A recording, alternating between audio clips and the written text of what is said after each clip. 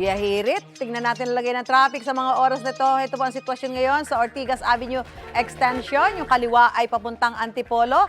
Naku, nakikita natin may ilang motorsiklo pa rin na nagsiswerving. Yung nasa kanan, papuntang EDSA. Naku, yan po ay sakop ng NCAP talaga naman. Makikita natin kung sino ang mga pasaway at mga motoristang tumatalima dito sa pagpapatupad ng NCAP. Naku, sabi nga ho pag natanggap nyo at may mga notice po kayo ng violation, talagang dyan ho kayo magsisisi. But sa nakikita ho natin, may mga sumusunod naman pero medyo merong sadyang talagang pasaway sa kalsada.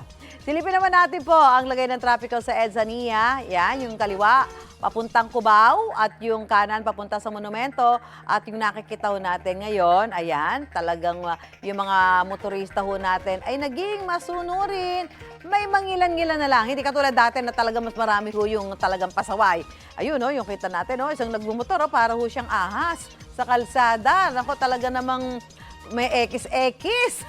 Ay talagang pag dumating na ho ang inyong mga ticket at magmulta, saka nyo malalaman talagang mali pala yung ginawa nyo sa kalsada, lalo na't ipinapatupad na ang NCAP. Yan, mag-ingat ho tayo sa paggumaneho, mga kapuso.